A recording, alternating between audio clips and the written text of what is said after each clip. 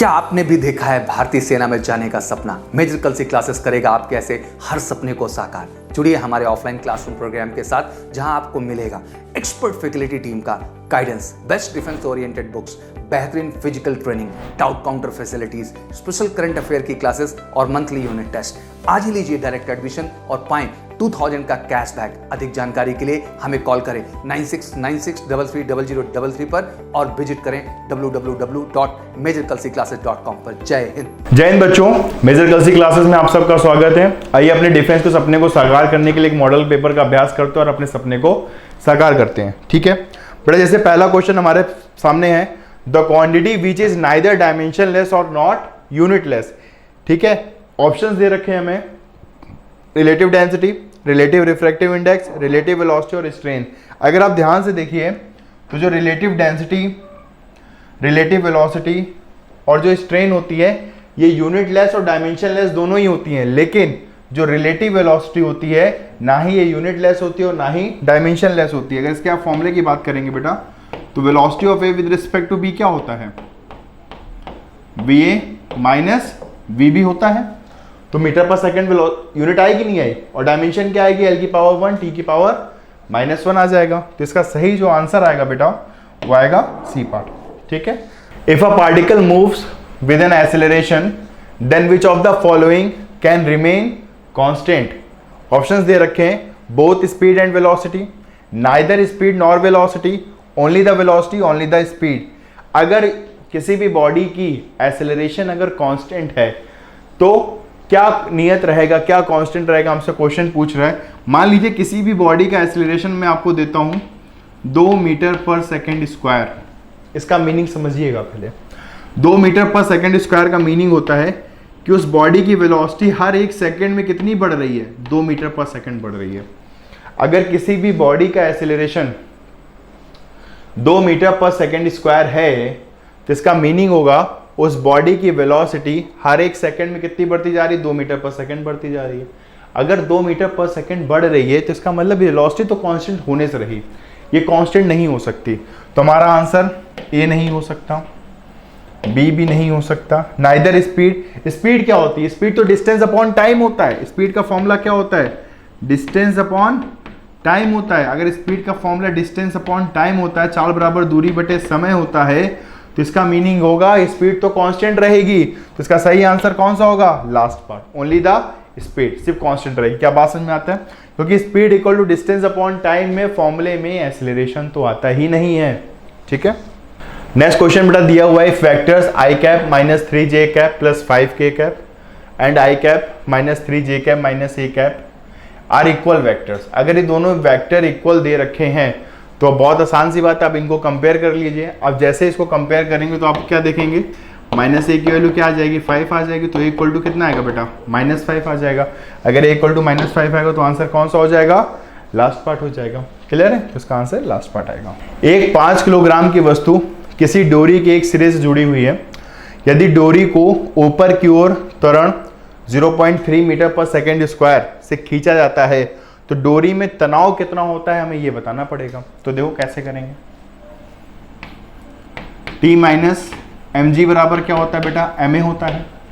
अगर बॉडी ऊपर जा रही है तो फॉर्मूला ही लगाएंगे, तो T बराबर क्या हो जाएगा, mg प्लस ma हो जाएगा। तो बेटा m कॉमन कर लो, कितना आएगा, g प्लस a आएगा।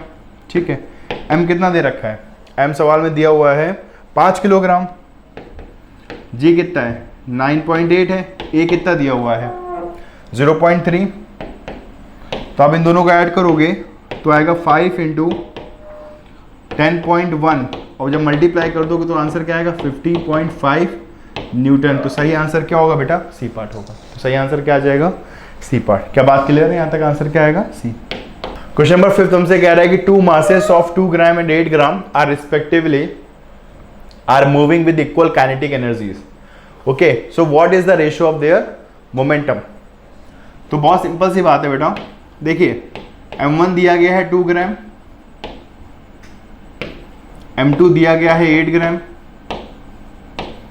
तो काइनेटिक एनर्जी सेम दे दी गई है और मोमेंटम का रेशियो पूछा। तो इसका मतलब बेटा में लिखा हुआ है k1 बराबर k2 दे दिया गया है।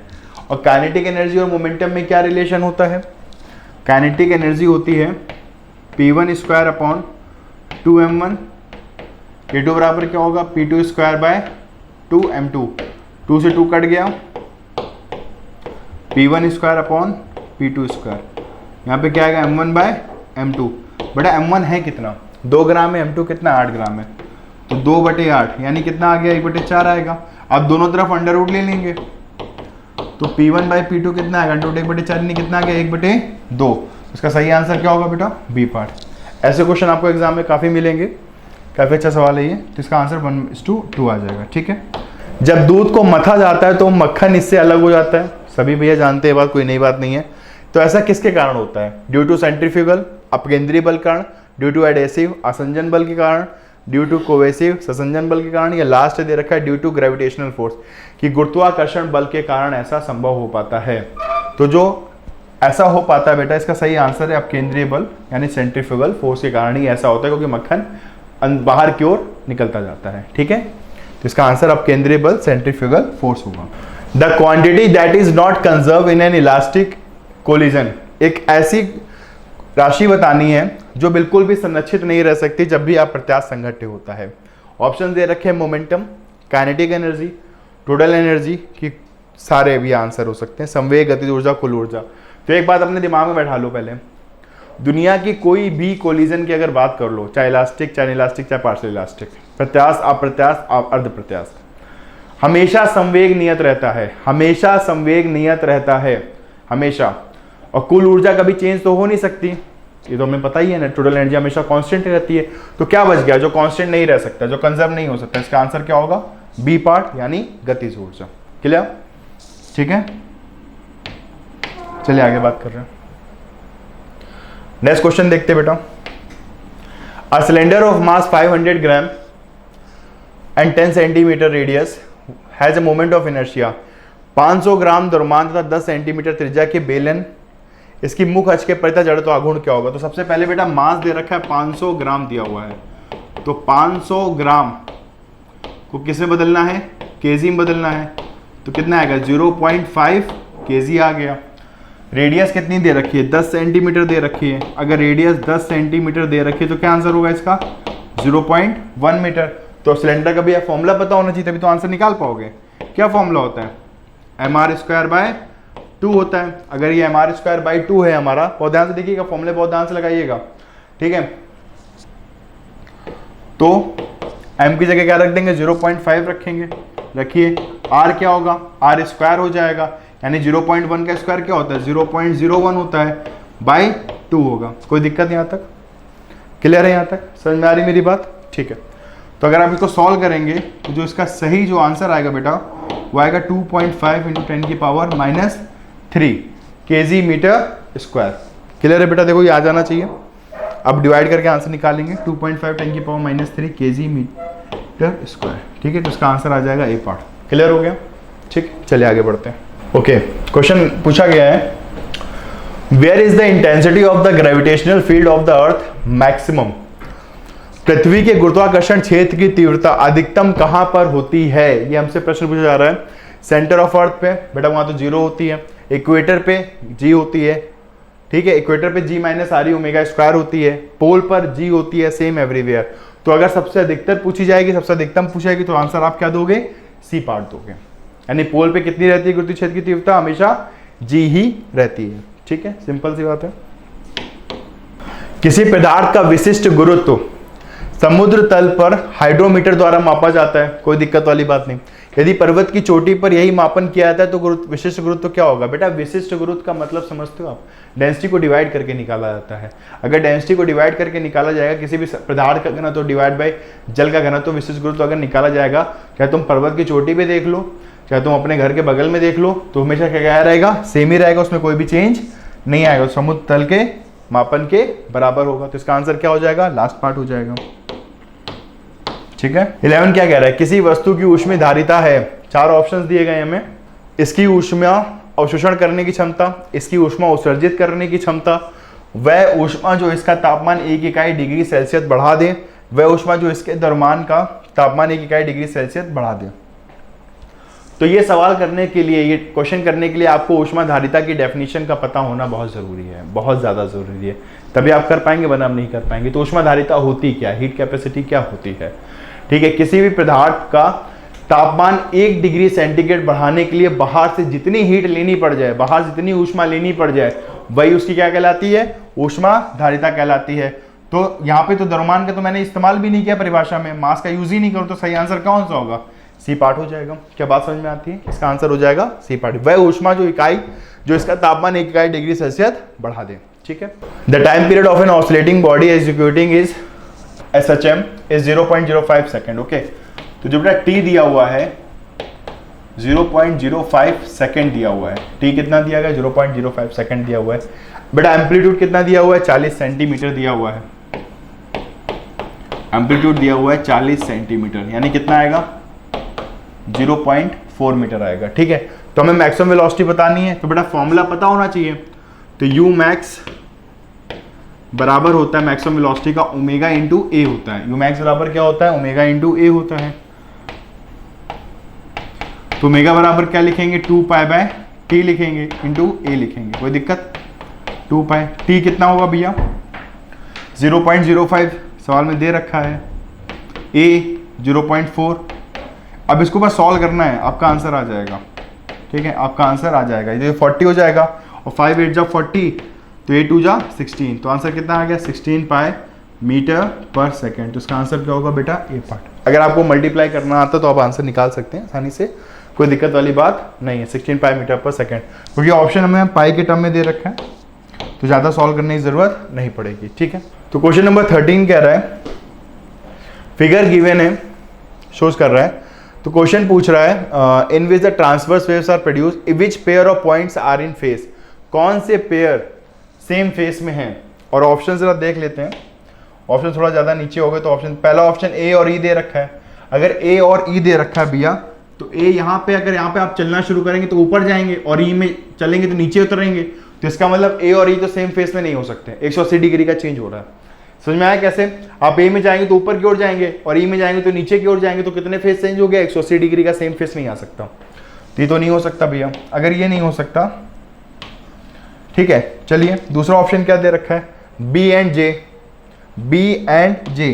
अब बी में जाइए ऊपर जा सकते हैं, जे में जाइए ऊपर, देखिए दोनों सेम फेस पे चले गए, दोनों सेम फेस पे चले गए, यानी इसका आंसर क्या होगा, बी और जे होगा। ऐसे बाकी ऑप्शन भी चेक कर सकते हैं, कोई खास बात नहीं है, तो इसका आंसर बी और जे हो जाएगा, ठीक है। तो इसका सही आंसर होगा बेटा बी पार्ट। क्लियर है, बी और जे सेम एंगल पर है, ठीक है। चलिए नेक्स्ट क्वेश्चन पे चलते हैं। नेक्स्ट क्वेश्चन दे रखा है, 2 balls carrying a charges 7 microcoulomb and -5 microcoulomb attract each other with a force capital F. Okay. If a charge -2 microcoulomb is added to both, the force between them will be. देखिए कैसे करेंगे। सबसे पहले 7 microcoulomb था और -5 microcoulomb था। मान लीजिए इन दोनों को r दूरी पे रख दिया और फोर्स आ गया F। अब इनसे ये क्या आ जा रहा है, इन दोनों में क्या कर रहे हैं, -2 माइक्रोकूलम को जोड़ रहे हैं। तो अगर -2 माइक्रोकूलम को जोड़ेंगे तो यहाँ पे 7 - 2 कितना आ जाएगा, 5 आ जाएगा, और यहाँ -2 जोड़ो कितना आ जाएगा, -7। और ध्यान से देखो ये तो वही बन गया, अट्रैक्शन अभी भी हो रहा है, तो अभी भी फोर्स क्या रहेगा वही, उसमें कोई भी चेंजमेंट नहीं आएगा। तो इसका आंसर क्या हो जाएगा, ए पार्ट। क्या बात समझ में आती है, क्लियर हो गया, इसका आंसर ए पार्ट होगा, ठीक है। चलिए बढ़िया, नेक्स्ट क्वेश्चन पे चलते हैं, क्वेश्चन नंबर 15 चलते हैं, ठीक है। देखिए भैया 15 क्या है, the dimension of a rectangular block of carbon are 2 cm into 2 cm into 10 cm. If the resistivity of the carbon is 2 to the power -5 ohm meter, what is the resistance measured between the two square faces? देखिए 2 square faces की बात कर गया इसने, तो R equal to क्या लगाओगे यहाँ पे, रो L by A. Square faces पर एरिया सेम होता है स्क्वायर फेस का, ठीक है। तो देखिए रो दे रखा है, रो कितना दिया गया है, 2 to the power -5 दे रखा है, ठीक है भैया। L कितना दे रखा है, L ध्यान से रखिएगा, L लेंगे 10, 2 मत ले लीजिएगा, अगर 2 ले लोगे तो रेक्टेंगुलर फेस के बीच का हो जाएगा रेजिस्टेंस, लेकिन हमें क्वेश्चन में किसका बताना है, स्क्वायर फेस के बीच का बताना है। तो L कितना लोगे, 10 सेंटीमीटर, इसको मीटर में बदलना है, 10 की पावर -2, एरिया क्या होगा 2 दूनी 4, 4 इंटू 10 की पावर -4। बताओ यहाँ तक बात समझ में आती है? सिंपल सी बात है। इस बात को ध्यान रखिएगा, resistance between the two square surfaces. ठीक है, चलिए देखिए ध्यान से, तो बस सॉल्व कर लेते हैं। 2 दूनी 4, 2 पंचे 10, यहाँ पे 5 आ गया। अगर बेटा यहाँ पे 5 आ गया तो कितना हो जाएगा? +2 और -5, -3 आ जा रहा है। तो रेजिस्टेंस कितना आ रहा है यहाँ पे? 5 इंटू 10 की पावर -3 ओम। कोई दिक्कत? सिंपल सी बात है, तो इसका आंसर आएगा ए पार्ट। सवाल काफी अच्छा है। अगर रेक्टेंगुलर फेस पूछता तो लेंथ 2 ले लेते और एरिया यहाँ पे 2 इंटू 10 करना पड़ता हमें। The capacity of a parallel plate capacitor depends upon की बात कर रहा है आपसे। ठीक है, किसी समांतर प्लेट संधारित्र की धारिता निर्भर करती है।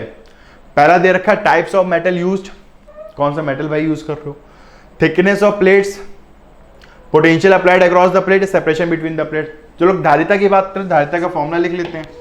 C बराबर कितना होगा? Epsilon not a upon D होगा, ये फॉर्मूला होगा epsilon not a upon D. तो यहाँ पे देखिए किसकी बात हो रही है, यहाँ पे डिस्टेंस आ रहा है, डी आ रहा है, तो सेपरेशन बिटवीन द प्लेट। तो जो कैपेसिटी होती है प्लेट की किस पे डिपेंडेंट होती है? This is the separation between the plate पर निर्भर करती है। तो इसका आंसर होगा लास्ट। ओके, चलिए नेक्स्ट क्वेश्चन के आगे बात कर लेते हैं। देखिए नेक्स्ट क्वेश्चन क्या होगा। चलिए, एक प्रोटॉन एक अल्फा पार्टिकल दे रखा है, नॉर्मली प्रोजेक्ट कर रहे हैं सेम स्पीड से, स्पीड सेम कर दी इन्होंने।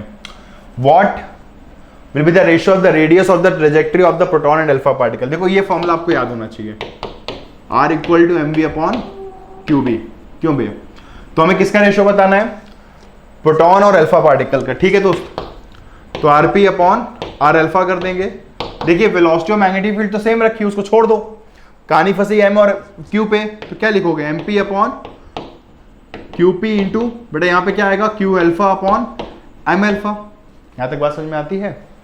चलो बस यहाँ पे आप सारी वैल्यू लगा देंगे, तो rp अपॉन r अल्फा। भैया प्रोटॉन का जो मास और अल्फा पार्टिकल के मास में बहुत अंतर होता है, सेम मत कर देना। जो अल्फा होता है वो 4 टाइम्स प्रोटॉन के बराबर होता है। अल्फा क्या होता है? 4 टाइम्स प्रोटॉन के बराबर होता है। तो यहाँ पे mp लिखोगे, m अल्फा की जगह क्या लिखोगे? 4mp।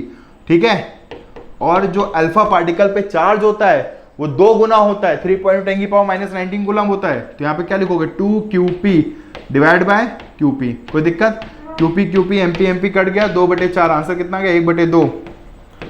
तो rp बटे r अल्फा, आंसर कितना हो गया? 1/2 आ गया आंसर। तो इसका सही आंसर आएगा बेटा बी पार्ट। क्या यहाँ तक बात क्लियर है? यहाँ तक बात क्लियर है? देख लो पहले, कोई दिक्कत वाली बात नहीं है। ठीक है, सिर्फ फॉर्मूला याद रखना है आपको, R equal to mv upon qp। Clear हो गया? देखिए क्वेश्चन नंबर 18 पढ़ते हैं हम लोग। एक ऊंचाई से ट्रांसफार्मर है, यदि प्राथमिक तथा द्वितीयक कुंडलियों में फेरों का अनुपात, ठीक है, रेशियो ऑफ टर्न्स दे दिया गया 1:10 दिया हुआ है, कोई दिक्कत नहीं। N1/N2 दिया हुआ है, 1/10 दिया हुआ है। ठीक है, और प्राथमिक कुंडली में 230 वोल्ट जा रहा है। प्राथमिक कुंडली में यानी बेटा V1 भी दे दिया गया, 230 वोल्ट गिवन है। ठीक है, और निर्गत धारा, ठीक है, यानी लोड करंट जा रही है 2 एम्पियर जा रही है, यानी I2 दे रखा है, I2 दिया हुआ है 2 एम्पियर। क्वेश्चन पूछा क्या गया हमसे? कुंडली में कितनी धारा? प्राथमिक कुंडली में। तो बेटा एक सिंपल सा रूल होता है, वो हमें पता होना चाहिए कि N1/N2 बराबर होता है I2/I1। I2/I1 क्या होता है? ध्यान से देखिए इधर, N1/N2 बराबर होता है I2/I1। N1/N2 कितना दे रखा है क्वेश्चन में? 1/10 दे रखा है, और क्वेश्चन में क्या दे रखा है? I2 2 दे रखा है। तो अगर I2 2 दे रखा है, 1/10 दे रखा है, I2 2 दे रखा है, या I1 दे रखा है, तो भैया I1 की वैल्यू कितनी आ जाएगी? अगर आप क्रॉस मल्टीप्लाई कर देंगे कितना आ जाएगा? 20 एम्पियर आएगा। क्या बात समझ में आती है? क्या आंसर आएगा? 20 एम्पियर। यानी प्राथमिक कुंडली में कितनी धारा जाएगी, प्रवाहित होके? 20 एम्पियर जाएगी। क्लियर हुआ? चलिए आगे बात करते हैं। ये R है, ये L है, कोई दिक्कत नहीं। ठीक है, तो हमसे कह रहा है कि पोटेंशियल और करंट बताना है किसका? इंडक्टेंस का बताना है हमें। पोटेंशियल और करंट बताना है इंडक्टेंस का। चलो भैया कोई दिक्कत वाली बात नहीं है। तो हमें ये पता है V बराबर क्या होता है? Vm sin ओमेगा t होता है, सब अच्छे से जानते हैं, कोई दिक्कत वाली बात नहीं। जो इंडक्टेंस होता है वो इससे क्या होता है? 90 डिग्री पे लैग करता है, 90 डिग्री पे लैग करते। ये बात समझते हो कि नहीं समझते हो आप? अगर आप इसको बहुत ध्यान से देखिए, इधर बहुत ढंग से समझिए। जो V होता है आप इसे ऐसे बनाओगे, VR voltage across register plus J times VL बनाओगे। कितना ये फेस होगा, जे क्या होता है पैरामेट्रिक हो, वो कितना होता है 90 डिग्री आगे होता है। अगर ये 90 डिग्री आगे होगा तो ये साइन ओमेगा टी है। अगर ये साइन ओमेगा टी, देखो मेरी बात को बहुत ध्यान समझना है इधर, तभी इसको समझ पाओगे वरना नहीं समझ पाओगे। जो इंडक्टेंस है, अब इंडक्टेंस में आप एक टर्म बहुत अच्छी तरह जानते हैं, बहुत अच्छी तरह एक टर्म आप बहुत अच्छी तरह जानते हैं। आप ये बात जानते होंगे VL बराबर क्या होता है, L di/dt जानते हैं। ये बात आप जानते हैं, ये बात अच्छी तरह जानते हैं आप। तो यानी जितनी करंट होगी उसका क्या होगा, उसका डिफरेंशियल फॉर्म होगा वोल्टेज, यही तो होगा। और कितना साइन का डिफरेंशिएशन क्या होता है, कॉस होता है। अगर साइन का डिफरेंशिएशन कॉस होता है तो साइन और कॉस में कितने फेज एंगल का डिफरेंस आता है, 90 डिग्री का आता है। तो अगर 90 डिग्री का आता है तो आप ऑप्शन को ध्यान से देखिए, आप ऑप्शन को ध्यान से देखिए। सिर्फ दो ऑप्शन ऐसे दे रखे हैं, दो ऑप्शन ऐसे दे रखे हैं जो नहीं हो सकते। कौन से नहीं हो सकते, ए नहीं हो सकता और बी नहीं हो सकता, ए नहीं हो सकता और बी नहीं हो सकता। कहानी फंसी जाके सी और डी में। 90 डिग्री का फेज इसमें भी, 90 डिग्री का फेज इसमें भी है। अब करंट की बात कर रहे हैं, करंट क्या होगा, करंट क्या होगा, यहाँ पे एक नया टर्म इंट्रोड्यूस होता है एक्सेल। एक्सेल को बोलते हैं रिएक्टेंस ऑफ इंडक्टर। क्या बोलते हैं, रिएक्टेंस ऑफ इंडक्टर कहते हैं। अगर इसे रिएक्टेंस ऑफ इंडक्टर कहते हैं तो बेटा ये क्या होता है, रिएक्टेंस ऑफ इंडक्टर होता है एक्सेल बराबर V अपॉन आई होगा। देखिए पहले ध्यान से, एक्सेल बराबर क्या होगा, V अपॉन आई होगा। और करंट उसके रेसिप्रोकल में चला जाता है। अगर करंट उसके रेसिप्रोकल में चला जाता है तो यहाँ पे हमें क्या निकालना, करंट निकालना। तो आई बराबर क्या लिखोगे, V अपॉन एक्सेल लिखोगे। और एक्सेल कितना होता है, ओमेगा इंटू एल होता है। तो V upon omega into L. क्या बात समझ में आया। और V कितना दे रखा है, V not sine omega T. तो उसका सही आंसर हमारे हिसाब से कौन सा होना चाहिए, सी पार्ट। क्या बात समझ में आ रही कि नहीं आ रही है। Which types of wave are utilize in the night visionary equipment, radio wave, microwave, infrared wave, none of this. रात वाले उपकरणों में देखने के लिए किस प्रकार की तरंग का प्रयोग किया जाता है, रेडियो वेव का, सूक्ष्म तरंग का, क्या अवरक्त तरंग का, इनमें से कोई नहीं। देखिए आपको मैं बताता हूं, जब भी रात में वाले उपकरणों को देखने के लिए जो हम लोग वेव का यूज करते हैं वो हमेशा कौन सी होती है, अवरक्त होती है। It's a knowledge based question, तो आपको पता होना चाहिए। इसका आंसर क्या हो जाएगा, सी पार्ट। क्लियर। निम्नलिखित में से किसके कारण सूर्य वास्तविक रूप में उगने से थोड़ा पहले दिखाई देता है। ऐसा क्या होता है क्योंकि पहले थोड़ा सा दिखाई देने लगता है। पर्यावरणीय परावर्तन, पर्यावरणीय विक्षेपण, ठीक है, कि पर्यावरणीय विवर्तन या पर्यावरणीय अपवर्तन, atmospheric reflection, atmospheric dispersion, atmospheric diffraction या एटमॉस्फेरिक रिफ्रैक्शन। ऐसा क्या होता है कि सूर्य उगने से पहले ही हमें दिखाई दे जाता है। तो उसका सही आंसर है एटमॉस्फेरिक रिफ्रैक्शन के कारण ही ऐसा पॉसिबल होता है। तो इसका आंसर क्या होगा बेटा, लास्ट पार्ट। तो फोटोन की अगर हम बात करेंगे तो फॉर्मूला सारे बच्चे जानते होंगे, Sc बाय लैम्डा, E बराबर h म्यू, सारे बच्चे अच्छी तरह जानते होंगे। तो इसका सही आंसर तो E बराबर Sc बाय लैम्डा। लेकिन मैं फोटोन के बारे में थोड़ी सी जानकारी देना चाहता हूँ कि फोटोन बेसिकली क्या यूज करते हैं। देखो एक चैप्टर आपने पढ़ा होगा मॉडर्न फिजिक्स में, फोटो इलेक्ट्रिक करंट। जो फोटोन की वजह से करंट पैदा होती है उसे बोलते हैं फोटो इलेक्ट्रिक करंट। जैसे समझिएगा, एक हमारी जैसे दो प्लेटें होती हैं, इस प्लेट को नेगेटिव टर्मिनल से कनेक्ट करते हैं। इस प्लेट को अगर नेगेटिव टर्मिनल से कनेक्ट करते हैं और इस पे कौन सी किरणें पड़ रही होती हैं, सूर्य भगवान की किरणें पड़ रही होती हैं। अब सूर्य भगवान के पास क्या है, सूर्य भगवान के पास एनर्जी है। एनर्जी किस फॉर्म में होती है, फोटोन के फॉर्म में होती है। अब फोटोन एनर्जी है, वो इलेक्ट्रॉन का खाना होते हैं। जैसे इलेक्ट्रॉन उस फोटोन को एब्जॉर्व करते हैं यानी खाना खा लेते हैं, तो इलेक्ट्रॉन की एनर्जी बढ़ जाती है। इलेक्ट्रॉन की एनर्जी जैसे बढ़ती है तो अपनी इस प्लेट को छोड़ के इस प्लेट पे जंप करते हैं। और जैसे इलेक्ट्रॉन जंप करते हैं तो एक लूप कंप्लीट हो जाता है इसी को, और एक करंट प्रोड्यूस हो जाती है। इसी को बोलते हैं फोटो इलेक्ट्रिक करंट। इसे याद रखिएगा। और इसमें जो फॉर्मूला यूज होता है E बराबर Sc बाय लैम्डा होता है।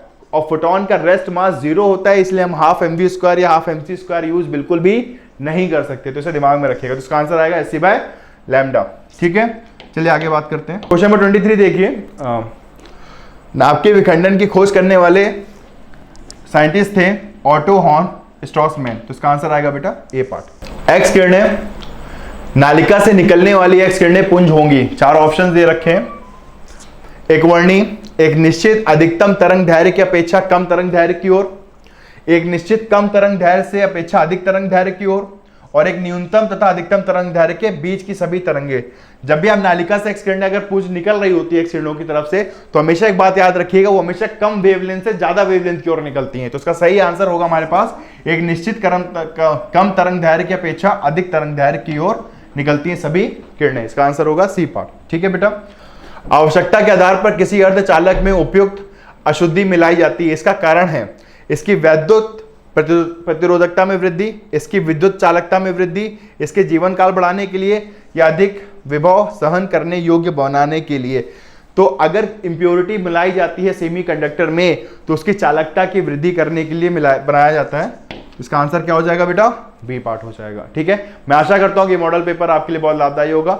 धन्यवाद। आपकी बेस्ट फ्रेंड किताबें होती हैं जो आपका करियर बनाती हैं और आपके ड्रीम्स को पूरा करती हैं। इसलिए मेजर कल सी क्लासेस लेकर आया है रक्षा क्षेत्र के सभी परीक्षाओं की संपूर्ण तैयारी के लिए एमकेसी पब्लिकेशन की तरफ से बेस्ट स्टडी मटेरियल, जो कि सेना द्वारा प्रेस्क्राइब्ड लेटेस्ट पैटर्न पर आधारित है, जिसमें आपको मिलेगा आसान भाषा में explanation, chapter wise question paper और ढेर सारे क्वेश्चन के कलेक्शंस, ढेर सारे शॉर्टकट और ट्रिक के साथ साथ क्वेश्चन को इजी, मीडियम और हार्ड लेवल में बांटा गया है। लास्ट 5 ईयर के क्वेश्चन को चैप्टर और टॉपिक वाइज मेंशन किया गया है, जो कि आपके 100% सफलता को सुनिश्चित करेंगे। तो देर किस बात की, तो आज ही ऑर्डर कीजिए अपनी डिफेंस प्रिपरेशन की बुक dlp.majorkalsiclasses.com से और कॉल कीजिए 9696330033 पर।